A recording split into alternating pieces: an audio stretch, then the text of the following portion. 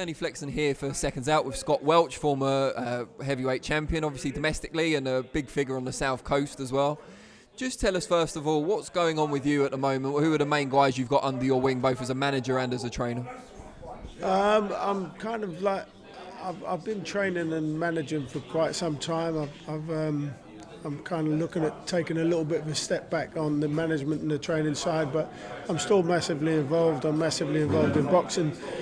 I'm managing Seb Eubank at the moment, Nick Webb, and a couple of other guys coming through as well. So yeah, I'm doing that, but I'm enjoying I'm also chairman of the WBC Cares, and that's my work there is quite heavily involved as well. So last time we saw Seb Eubank, he was diving into the English Channel in Brighton while we filmed, which was all good fun. What's happening with his career and also with Nick Webb? Yeah, I mean, Seb got a hand injury in his last fight, and he's in Dubai at the moment recuperating, and he's just he'll be coming back now. I've spoke to him today. We're just looking at what the next move is for him and pushing him on, really. So I think he's going to be out again within the next kind of month. He's going to LA, Las Vegas, Mayweather's gym, do a bit of training out there, and then he'll be ready to explode on the scene again, kind of round about August, September time. So.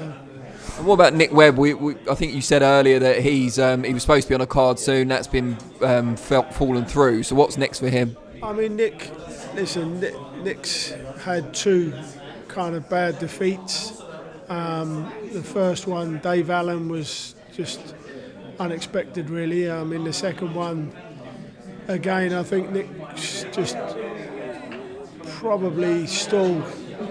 He didn't fully understand the comeback, so now we're rebuilding him again to come back. And I believe that Nick has still got everything it takes to be a heavyweight champ. I believe he's a big, strong boy who can walk through. He can, when he goes forward, he can go through most people. It's just when he boxes, for me, when he boxes, it's not where he should be. He should be a fighter and go forward. Don't give him a chance to get near him, and he's got a great jab. He's got some great assets. Hopefully he'll get himself back and be a force.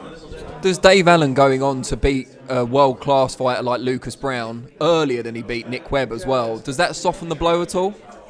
I mean, listen, Dave Allen is for me, he was always a guy that we didn't want, really. We didn't want him, but we didn't foresee the finish because he hadn't done that to kind of anybody else.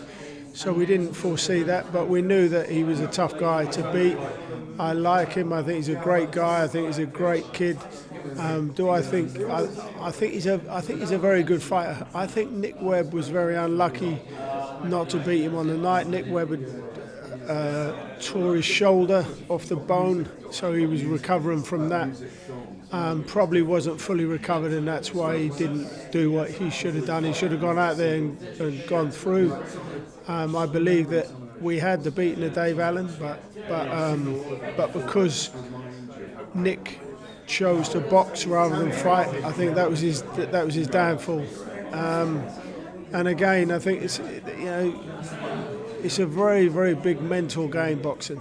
And if your mind is not right, and if you've got things in your mind, it can destroy you. And I believe that's what's happened. But obviously, look, we're looking at what's happened is happened. You can't do anything about that. He's got two losses. Vladimir Klitschko come back from two devastating losses, knockout losses, and he come back and look what he did. So it's not over. It's not the end. But he now needs to really. I mean, we were going to take the Lucas Brown fight before Dave Allen took it, but it was in Scotland and we weren't quite ready, so we decided not to go with it. I believe that Nick Webb would have done the same as what Dave Allen did to Lucas Brown. Listen, Lucas Brown was a tough guy. And he was on the slide, so he was there to be beaten after what Dylan kind of mauled him. I think he was there to be beaten. But listen, he's still Dave Allen still went out, done the job, and done it emphatically. and look fantastic, and he's on a great roll. So. Just before I let you go, everything that goes on in Brighton and Hove boxing scene, I'm sure you know about. Most famous guy from there currently is Chris Eubank Jr, who we haven't really seen much of since he got that big win over James DeGale. Is there anything you can tell us, any update on his status? Not at the moment, we're just waiting for him to come back. My nephew works very closely with him. He's been in the gym since he's 15. He's a great kid and a top fighter. So he can do whatever he wants to do as far as I'm concerned. He's very talented. Obviously the stock that he comes from is unbelievable. So, he's got the world at his feet still at the moment. He's come back, he's done what he said he was going to do. Got rid of DeGale, and I believe he's going to have a great career and earn a lot of money if he does things, if he does things. Obviously we want to see him as a WBC champ, but let's see. So, Scott Welch, thank you for your time.